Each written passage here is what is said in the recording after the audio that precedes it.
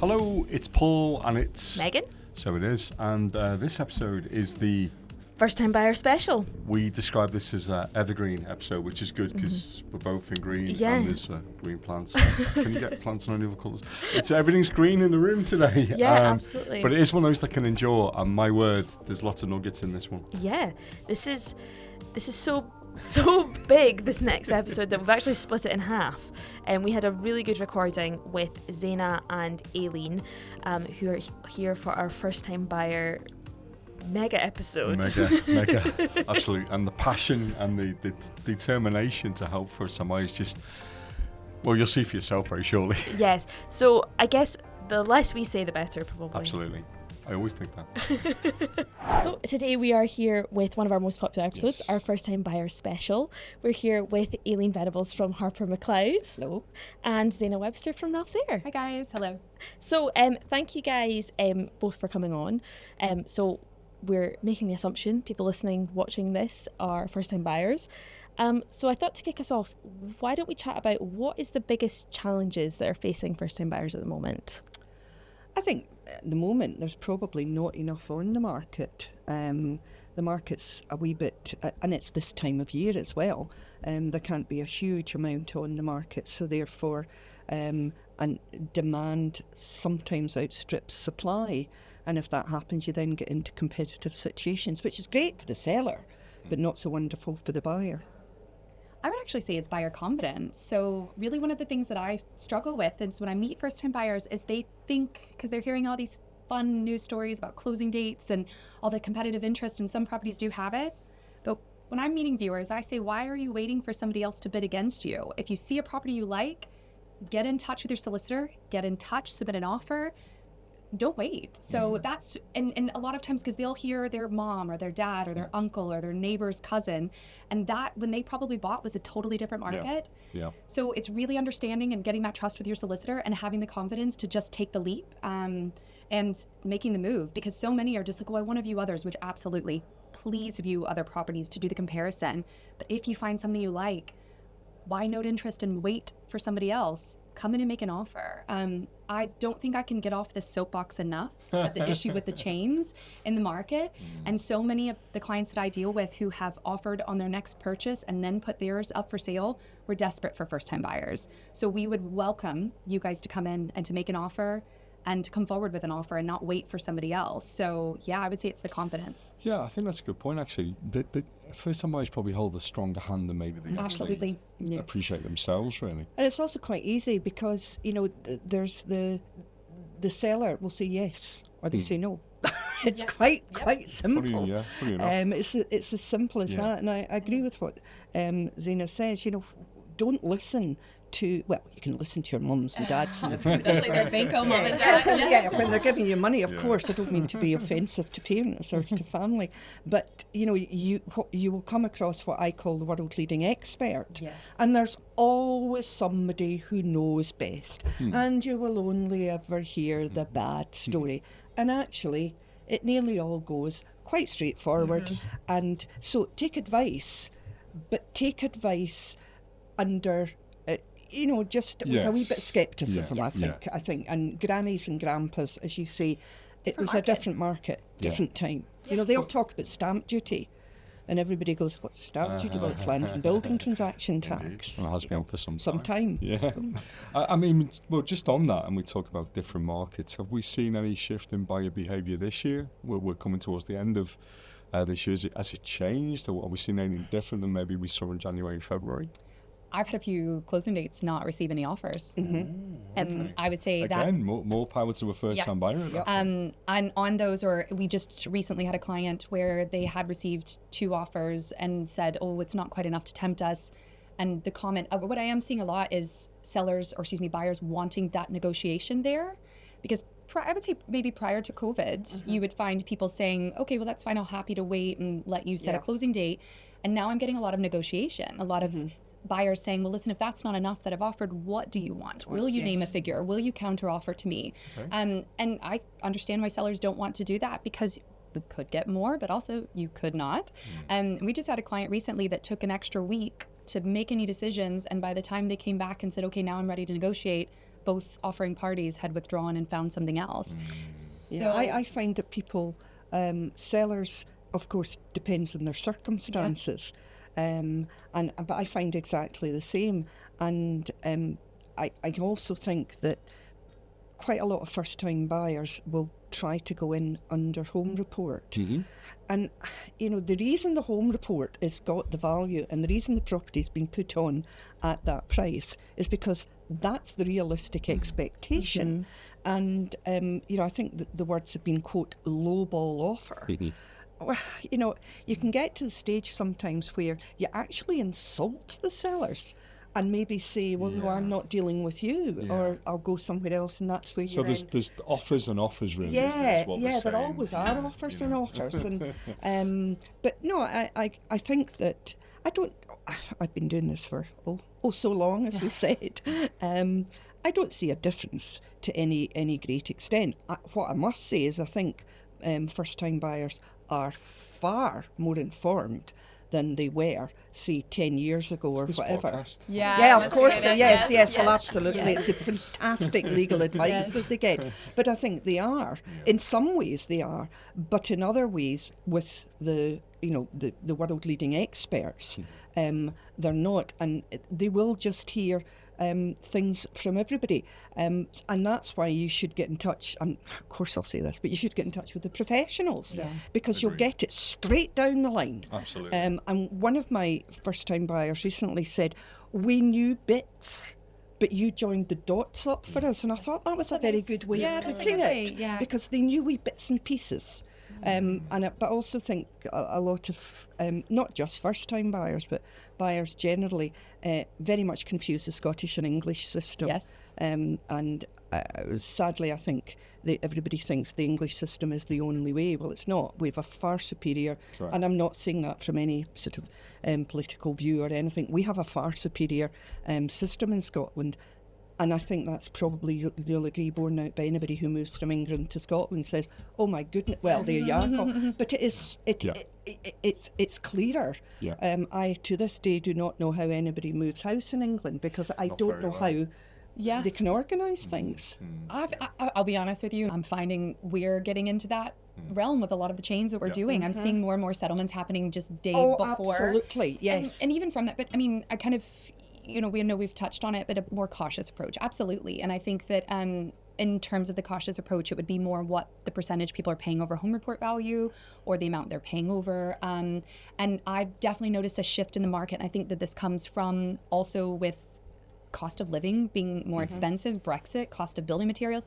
We are seeing less interest from buyers wanting their opportunity to get a fixer-upper. Yes. Fixer-uppers Definitely. are really difficult at the moment. They used to fly off the market because everybody thought that they could do the sort of Taj Mahal for next to nothing. Yeah. But now... That's a good phrase. I love that. Like, where's our Edinburgh Taj Mahal? Don't you dare. Yes. 65 Haymarket Terrace. Yes, there you are. Yes, got you. Yes. But and it is the cost of building. Yeah. But well, you know yourself, you can't get joiners, you can't get tradesmen. Yeah. And they're very expensive, so they stick quite a bit. And it's especially when we're speaking to sellers, that's a difficult one to say to them, because they'll say, should I replace my kitchen or bathroom? And I would sometimes say, gosh, it's 5 to 10 grand minimum. Cost, and will you immediately see that cost back in the value? That's very interesting. It's sellability. Somebody asked me that. One of my colleagues asked me that recently, and that was exactly what I said. Look, okay, but you're not going to get, for every pound you put in, you're not going to get £2 back. But I don't know if the market's ever been like that. But okay, if it's maybe an older person who's lived in the house and it needs a little bit of updating, give it a quick magnolia round. It might freshen it up. Oh, and I hate magnolia, so no. Let's go white, guys. Let's go white. Oh my gosh, if I never see another magnolia colored wall. Clearly, I'm showing my age. I'm showing my age. Bright here. and white. Thank you so much. But a quick rundown. Yes. Yeah, absolutely. That's always fresh. provided you can get somebody to do it, and at a decent price. Yeah, what we talk about as well. I think that somebody wants to be able to move in. I think there's live-inable, so I think there's live-inable and then there's not live-inable. And my favorite, because I meet a lot of viewers and they'll be like, "Oh, we'll be able to get all this work done." I was like, "Okay, I don't think so, but that's fine." I think yes, I would always say if you can come in and you can find value or you can add value on the property yourself, sometimes a lick of paint would make a massive difference. And it is a struggle. And I have some sellers that just don't want to or can't do that work. So when I meet viewers, I'm like, see that potential and, can be beneficial. I think sometimes the issue as well is a lot of viewers can't see the potential. Yes. They can't see past things. And that is such a challenge. Yeah. Get on that ChatGPT and open up the camera and just be like, hey, ChatGPT, give it a prompt and let it do it. And I do just sometimes say to viewers, look past this. And actually, okay, it may not be to your colour scheme. Yeah. It may be magnolia as opposed to white. Or a deep moody blue, yes. Color drench that. But, you can live with that. Yeah. And then once you get on your feet, and also the other thing I think is very important is move into the property, live in it for a wee while, because we've probably all done it ourselves. You immediately go and say, oh, we'll do this, we'll do that. And then you think, actually, I don't like that. Get yourself settled. Yeah. I think you're right. It never ceases to amaze me, as you say, that the things that people can be put off by are so small. Curtains. And you think, see beyond. Oh, my favorites are Look at the location, furniture. My couch won't fit here. I was like, couch is a little bit less of an investment than this house would. I'd maybe choose the right house versus the couch. Buy a new couch. I don't like the curtains. Well, it might not be included, by the way. And then you see someone that's had that vision and what they do to the place. And then you see the value they can sort of realise later on when they come to sell. I think that could have been anyone's. But they just saw that thing that others couldn't see. I guess, thinking about first-time buyers and they're right at the start of the journey, how early should they be getting in touch with Immediately. 100%. Solicitor. Mortgage. Yep. Absolutely. There we are. I say that because I have seen people when I've met them and they're like, oh, I don't know how much I can afford. I was like, how do you know you can view this property Yes, then? Or, absolutely.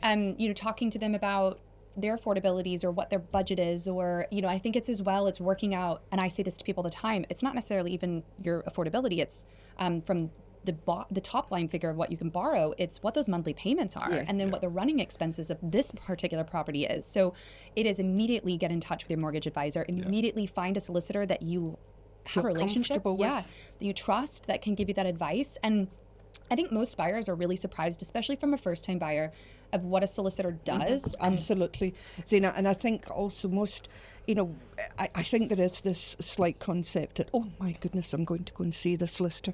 Well, I'm pretty normal, and most of my we can talk about on what spectrum, and everybody I know, all lawyers I know are pretty normal, and most people will give free advice, will talk you through it. And say, this is what you do, that's what you do. You don't have to pay for it. You hope it's people included. come back, Yeah, but it's included, and you hope people come back. But it's so important to have that initial chat saying, well, this is what I can afford. This is, so what do I do? And to have the initial chat to join the dots up. Well, and I think as well, like you guys go through, you have access to the ESPC archives. You're able, like if I was to get in touch with Aileen to say, hey, I'm a first-time buyer, I'm interested in this 2-bedroom flat in Leith. This is what the home report is. This is roughly what my budget is. What if I offered that? And you can look up the stats to say, well, actually, the next door property sold last year. That was in better condition, but it was valued lower. What's the reason why? Or actually, this property on the home report now has a category 3 on the roof. These are some of the things that you should be looking at. And I think that part of that, and you giving that advice, because from like a purchase research perspective, most buyers think that they have to do all the research. And I say to them, I'm like, if you're not asking your solicitor that information, get a new solicitor. Like you need to feel that trust. And also there's the experience as well. Some people say to me, and say to a lot of colleagues, how do you know that? He said, I know it. And also you have a feel for the market as well. But like as you say, it's the old story. If you want a shelf put up, you would ask a joiner and take his advice. Well, if you want to buy a property, go and see a solicitor and take their advice. Well said. And as well, I think you guys know the right questions to ask. So I always say as well, you might know to say to that sales negotiator on the other end of that telephone or email to say, what's your seller's position? Would they look at an offer straight away? We've got a chain-free first-time buyer.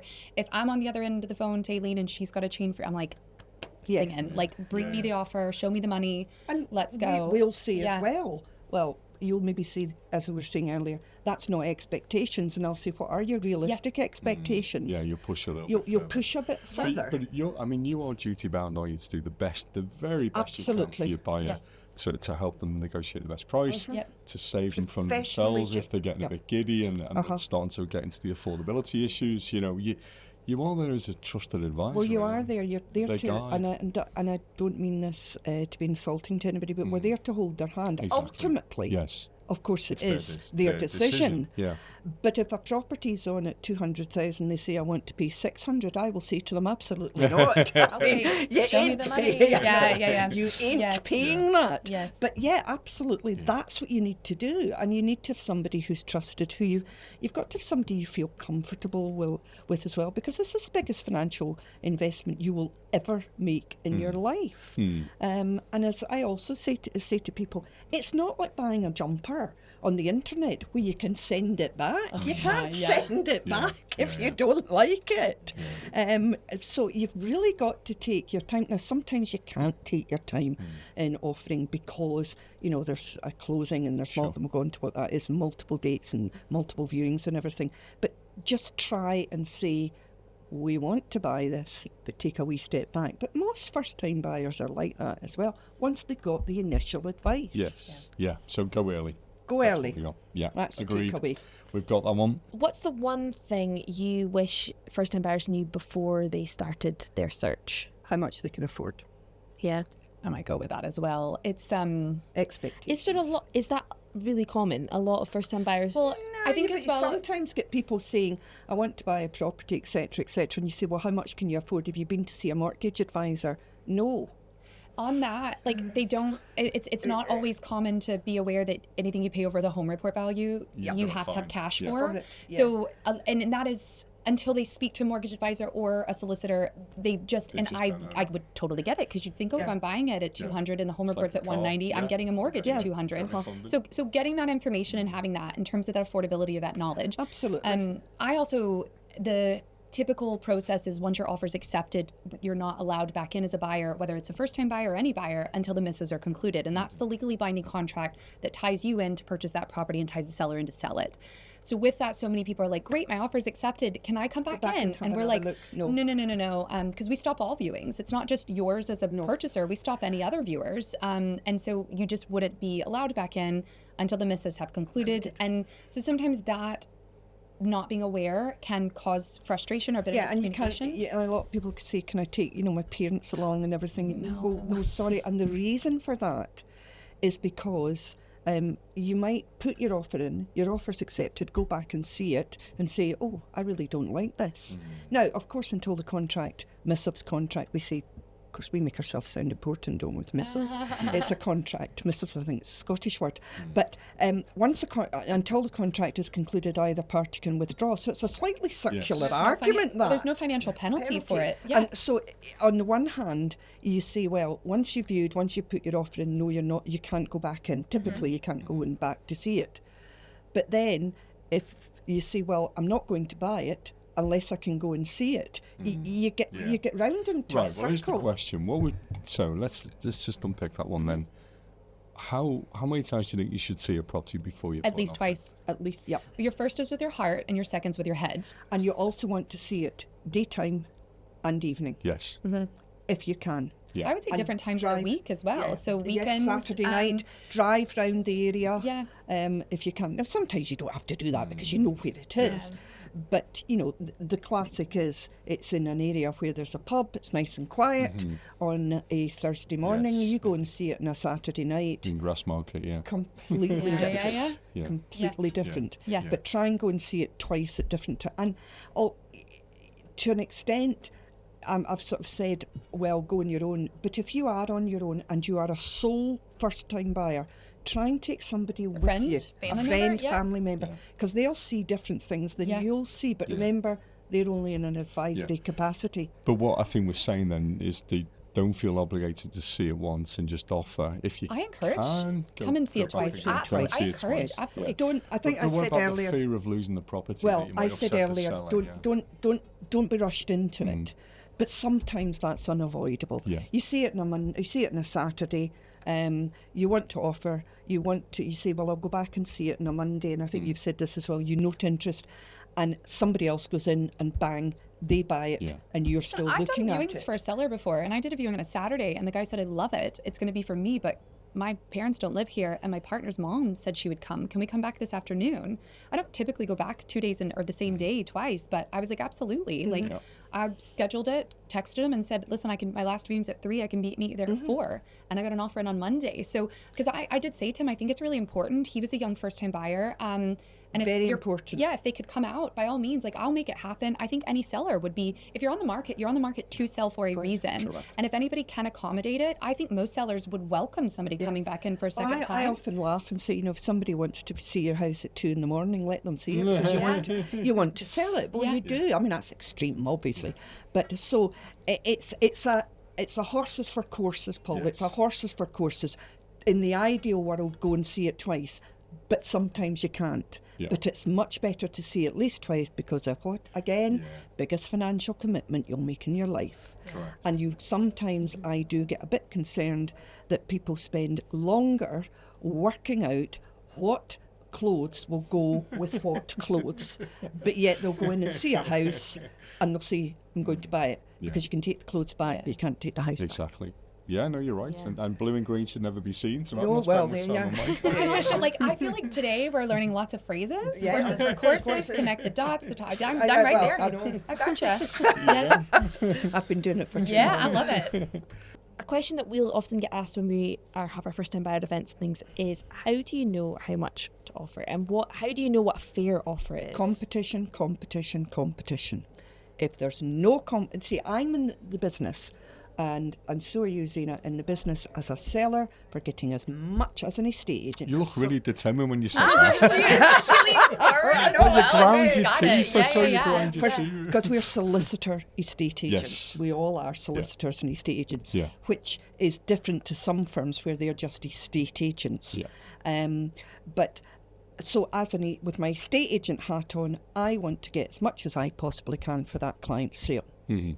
With my solicitor buying, I want to buy it for as cheaply as I Exactly, can. yeah. So, and of course in Scotland, you are not allowed to act for a seller and buyer, Yeah. subject to exceptions. But broadly speaking, Yeah. you Can't can't wear two You hats. can't wear two hats.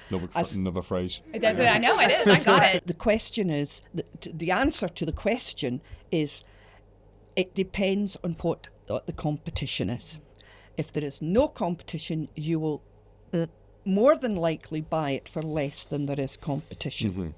Yeah, and That's this is the where answer. I think one of you maybe mentioned the word cheeky offer, or I think maybe Yep. last Yeah. time Yeah. before, Lowball just offer. lowball Yes.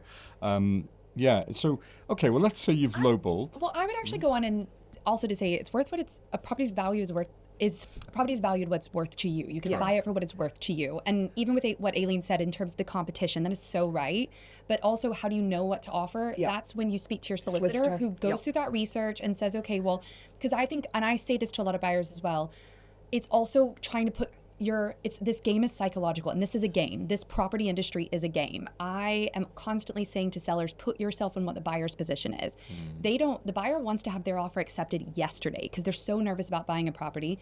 And from a buyer's perspective, the seller's thinking, I don't want to accept that first offer because what if the grass is greener? There's another one. Or what if there's another buyer around the corner? And so it's also looking at what the recent sales both are in the street and also the stare, because the seller's basing their expectation on, oh, my next door neighbor sold, we're identical, mine's nicer. It's always nicer. Yes.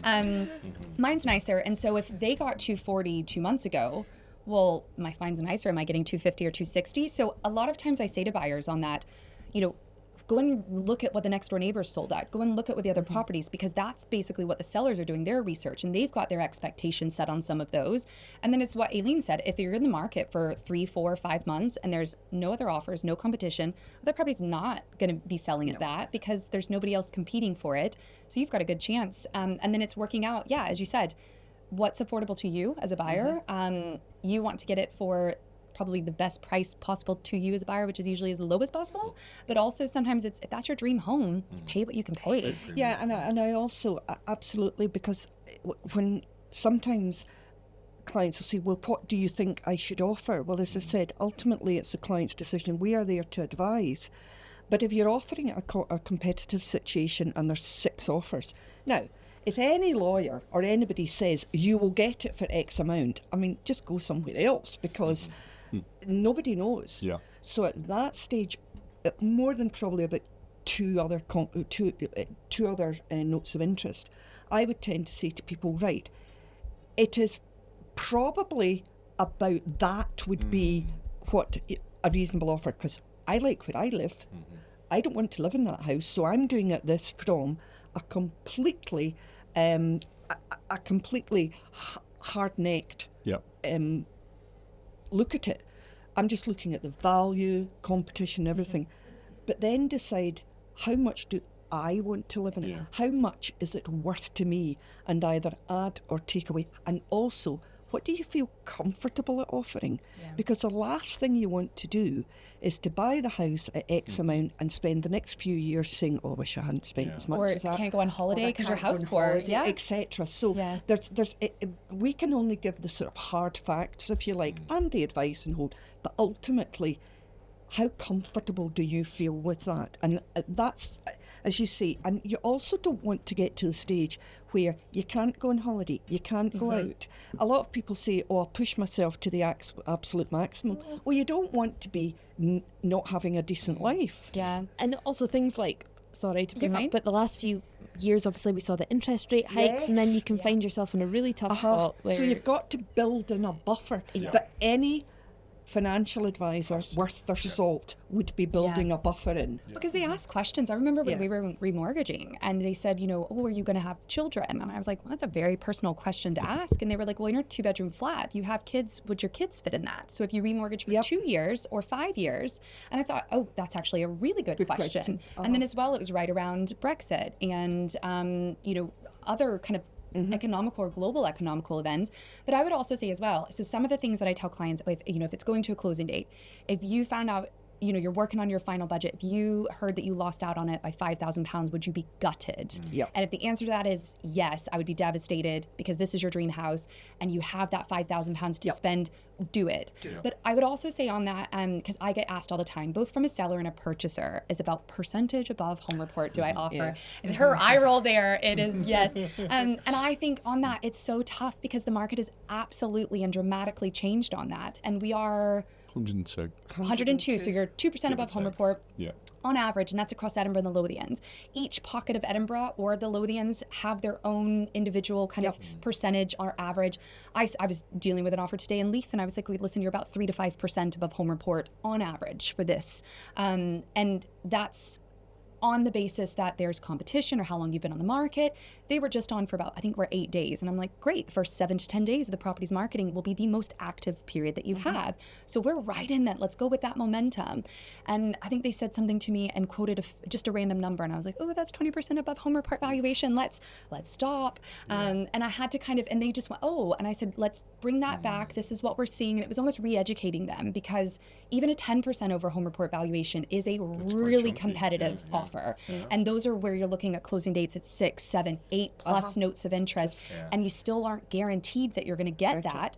And even on there, from a first-time buyer, because I know we talked about challenges facing them, and I would say on there is what I've seen in trends, because I should have actually mentioned this, is at closing dates, I'm also not seeing the top offers being accepted every time. That's a really good point, I think we need to mention that. And I remember the last first-time buyer podcast I mentioned, we touched on that subject, and I've seen closing dates with 10, 11 notes offers that come through, and my seller has chosen the 3rd or 4th offer down. Because they're in a better position. Yes. There's a lot of psychology, and we've touched upon some of that, isn't there, where sellers' motivations are different. There's 3 things. The 3 things I was told by my first boss in agency: each seller, it'll either be peace of mind, time, and price. They're the 3 considerations for any seller. What we don't know is which one's most important, or what the percentage. And as you say, if they've been let down by 2 sales that are falling through, probably the highest thing is peace of mind. It because won't be price. Especially if they've bought something. If they've bought something, or they've got bridging, or wherever it is. So, as you say, you just don't know. You've got to roll the dice, haven't you? You've got to roll the dice. Sometimes who blinks first. Yeah. That's another one. We'll have that one. But it's who Yeah. blinks Yeah, first. and on those as well, like it's Who does also- wins? Yeah. Yes. But even with the offer, if you know, because so many first-time buyers may feel disheartened if there's another closing date. I'm trying to put it in there, but guys, put your offer in because you They might say be yes. that fourth one down that they say yes to, Exactly. or Always offer. yeah, But as you said earlier at the beginning, if there's no offers in and it hasn't got a come in, closing date, please come you in. Get in early there. Look at my properties and come in because I'll have a look at them. Yes. But also, as I said, they say yes or they Yeah. say no. Yeah. And most firms do not charge for offers. Yeah. Now, if you get to your 10th offer, I always think if you get to, well, you're a sort of 4th or 5th offer, there's two things gone wrong here. One, you're not getting the right advice. And that's the hard conversation to say to people. Actually, I think that you're either looking in the wrong market because you can't afford that, Yeah. or secondly, you're not offering enough in the market you're in. Yeah. Yeah. So either the right advice has not been given or the right advice or the advice not been Or you've taken. been really, really unlucky. Or which you've been can unlucky, kinda which can happen. sometimes Yeah, happen. just- But you yeah. can't. I mean, I've been doing this, as you know, Paul, for a long, long time, and I don't think I've ever seen the person who's not bought a house eventually. So there we go. But hold on, that was just part one. There is Yes. so much good content there. Yes, so we'll be back again in a fortnight's time with part 2. Yeah, it's Um, like the chocolate bars now where they come in 2 bits. Yes, absolutely. Toffee So that was crisps. just a snack-sized episode. Yes, so next week we've got lots more advice from Aileen and Tzana, and you'll also get to hear about what myths they will be busting too. It's So quite a cliffhanger. yeah, so we'll see you when that drops. We will. Thanks for watching. Thanks for listening. Please subscribe, and we'll catch you real soon. Take care. Bye bye.